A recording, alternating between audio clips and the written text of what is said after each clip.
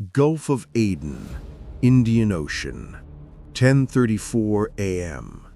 Bright sunshine, clear skies. The MV Maersk Alabama, an American cargo ship. 20 crew members, no weapons, no security team. Sailing through one of the most dangerous waters in the world, Pirate Alley. For hours, the ship's radar had been tracking them. 3 small boats, fast, maneuvering, getting closer. The captain knew what they were, Somali pirates. At 10:34 a.m., they made their move. 3 skiffs, 15 heavily armed men, AK-47s, RPGs, grappling hooks. They'd hijacked dozens of ships before, held crews for ransom, made millions of dollars. They thought this was just another target. They were wrong. Because what the pirates didn't know, what they couldn't have known, was that 40 miles away, the USS Bainbridge was monitoring every move. And 12 miles behind them, 2 Navy SEAL teams were already airborne. The pirates thought they were the hunters. They were about to become the prey. This is the true story of the most one-sided naval engagement in modern history, when Somali pirates learned a lesson they'd never forget. When 15 criminals faced the full might of the United States Navy, and when the world watched as justice arrived at 900 meters per second. Let's rewind. 4 hours earlier, 6:30 a.m., the Maersk Alabama departed from Djibouti. Destination, Mombasa, Kenya. Cargo, food aid for East African refugees. Captain Richard Phillips, a 53-year-old merchant marine from Vermont, had been through these waters dozens of times. He knew the risks: pirates, hijackings, hostage situations. But he also knew the route, the precautions, the procedures. At 7 a.m., the ship's radar operator noticed something unusual. "Captain, I've got 3 small contacts on radar, 15 miles out, moving fast, heading directly toward us." Captain Phillips raised his binoculars. 3 small boats, skiffs, the kind Somali pirates use. "Sound the alarm. All hands to emergency stations. Initiate anti-piracy protocols." Within minutes, the crew had locked down the ship, sealed interior doors, disabled external ladders, every defensive measure a civilian cargo ship could take. But they had no weapons, no security team, no way to fight back. At 8 a.m., Captain Phillips sent a distress call. "Mayday, mayday, mayday. This is the Maersk Alabama. We are under attack by suspected pirates. Position 12 degrees north, 45 degrees east. Request immediate assistance." The call was received by the Combined Task Force 151, the International Anti-Piracy Coalition. The nearest warship, USS Bainbridge, an Arleigh Burke-class destroyer, 40 miles away. The Bainbridge immediately changed course, flank speed, but at 40 miles they were at least 90 minutes away. Too far, too slow. But what the pirates didn't know was that the Bainbridge wasn't alone. 2 Navy SEAL teams were conducting training exercises 60 miles to the north. When they heard the distress call, they immediately scrambled 2 helicopters. They'd reach the Maersk Alabama before the pirates could escape, but not before the pirates could attack. At 10:25 a.m., the pirate skiffs closed to 1 mile. At 10:27 a.m., half a mile. At 10:32 a.m., 200 meters. The pirates opened fire. AK-47 rounds raked the ship's hull. RPG rounds missed by meters. Captain Phillips made the hardest decision of his life. "All crew, abandon the bridge, get below deck, hide, I'll stay and negotiate." At 10:34 a.m., the pirates boarded. Grappling hooks caught the ship's railing. 15 men scrambled aboard, armed, aggressive, shouting in Somali. Their leader, a thin man in his 20s named Abduwali Moose, stormed onto the bridge. He pointed an AK-47 at Captain Phillips. "I am the captain now." That phrase, that moment, would become famous. But what happened next? That's the part most people don't know. Because while Moose was taking control of the bridge, the crew was executing a plan. They disabled the ship's engines, cut power to navigation systems, and 19 crew members had hidden in the ship's engine room, a sealed compartment the pirates couldn't access. They had the ship, but they couldn't operate it, couldn't steer it, couldn't escape. They were trapped on a dead ship in pirate-infested waters, with the United States Navy closing in fast. 11:15 a.m. Two SH-60 Seahawk helicopters appeared on the horizon. The pirates saw them, panicked, started shouting. One pirate fired his AK-47 at the helicopters. Useless.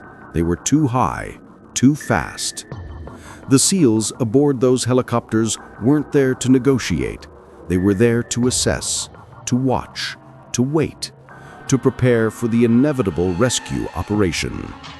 At 11:47 a.m., the USS Bainbridge arrived, a 7,000-ton guided missile destroyer, capable of engaging targets at sea, on land, and in the air. The pirates saw it approaching, realized their situation. They'd hijacked a ship, but now they were surrounded. No escape, no reinforcements. Abduwali Moose grabbed Captain Phillips, used him as a human shield.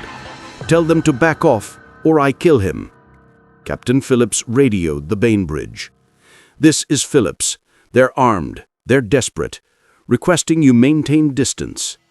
The Bainbridge stopped 500 meters away, close enough to monitor, far enough to avoid provoking the pirates. But behind the scenes, a plan was forming. At 12:30 p.m., Navy SEAL Team 6 operators began boarding the Bainbridge via helicopter, quietly, out of sight of the pirates. Snipers, assault teams, negotiators, specialists trained for exactly this scenario. Their mission: rescue Captain Phillips, neutralize the pirates, end the hijacking. But there was a complication. At 1:45 p.m., the pirates made a decision. They couldn't control the cargo ship. The crew was hiding. The Navy was surrounding them. So they took Captain Phillips and abandoned ship, forced him into one of their skiffs, a small 20-foot lifeboat sealed from the outside. Now it was 4 pirates and 1 hostage, in a tiny boat in the middle of the ocean, surrounded by the U.S. Navy. The standoff had just become a hostage crisis. For 3 days, the situation continued. The USS Bainbridge shadowed the lifeboat, never more than 100 meters away, never close enough to provoke. SEAL snipers maintained constant watch, tracking the pirates through rifle scopes, calculating shots, waiting for the order. Inside the lifeboat, conditions deteriorated. Heat, no food, limited water. The pirates were becoming more desperate, more unpredictable. At one point, Captain Phillips tried to escape, jumped into the ocean, swam toward the Bainbridge. The pirates fired at him, forced him back into the boat. That's when the decision was made. On April 12th, day 4 of the standoff, the National Command Authority gave the green light. SEAL Team 6 is authorized to use lethal force if Captain Phillips's life is in imminent danger. At 7:19 p.m., The snipers saw their opportunity. 3 pirates, all visible, all threatening Captain Phillips with weapons. 3 shots, 3 targets, 100 meters, moving platform, choppy seas. Nearly impossible conditions. But these weren't ordinary snipers. These were Navy SEALs, the best marksmen in the world. At 7:19 p.m. and 23 seconds, they fired. 3 shots, within 2 seconds of each other. 3 hits, 3 pirates, simultaneous kills. The 4th pirate, Abduwali Moose, was on the USS Bainbridge at the time, negotiating. He was taken into custody immediately. Captain Phillips was rescued, unharmed. The entire operation, from first shot to rescue, took 11 seconds. 11 seconds to end a 4-day hostage crisis. The world learned the news within hours. American captain rescued. Navy SEALs kill pirates. Hostage crisis ends. The headlines didn't capture the precision, the training, the impossible difficulty of those shots. But the Navy community knew. This was extraordinary. 3 moving targets on a small boat at night in rough seas from 100 meters away. And all 3 shots were headshots, instant kills, no risk to the hostage. It was quite literally a 1-in-a-million operation. Captain Richard Phillips was flown to safety, reunited with his crew. He later said, "I wasn't afraid they'd miss the pirates. I was afraid they'd hit me by accident." But they didn't, not even close. The surviving pirate, Abduwali Moose, was brought to New York, tried in federal court. He was convicted of piracy, kidnapping, and hostage-taking, sentenced to 33 years in federal prison. During his trial, prosecutors showed video footage from the Bainbridge, the moment the SEALs fired, the moment the pirates fell. The jury deliberated for 4 hours. The verdict was unanimous. But the bigger impact was in Somalia itself. For years, Somali pirates had operated with relative impunity. They'd hijack ships, hold crews for months, negotiate million-dollar ransoms. Shipping companies paid, governments paid, because rescues were difficult, dangerous, often failed. But the Maersk Alabama incident changed the calculation. The message from Washington was clear: attack American ships and the U.S. Navy will hunt you down.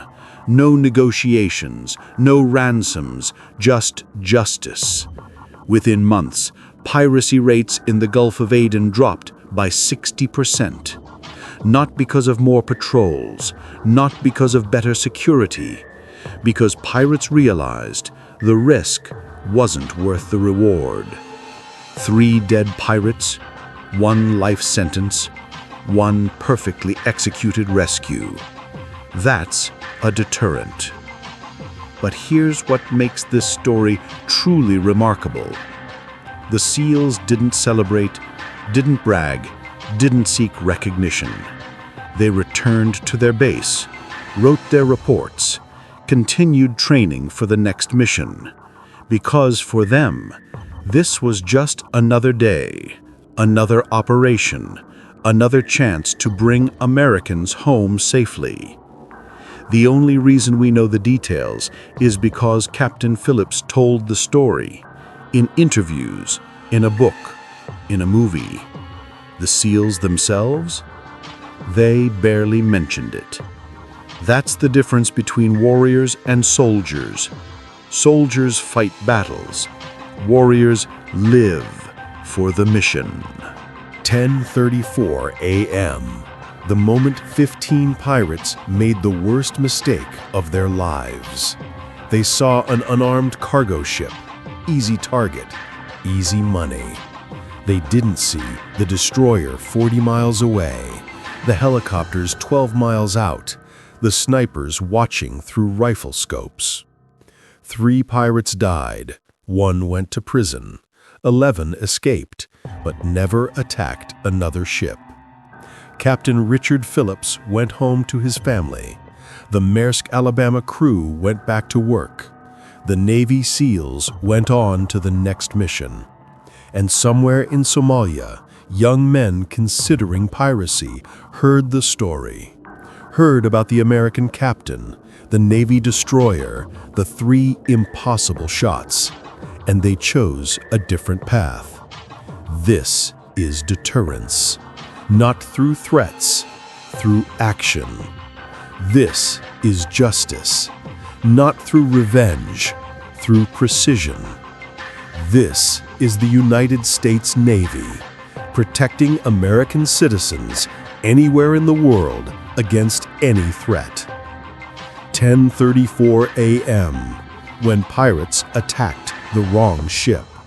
7:19 p.m. when Navy SEALs reminded the world why America's military is the finest ever assembled. 3 shots, 4 days, 1 message to every criminal on the high seas. Don't mess with American sailors, because the U.S. Navy doesn't negotiate with pirates. It eliminates them.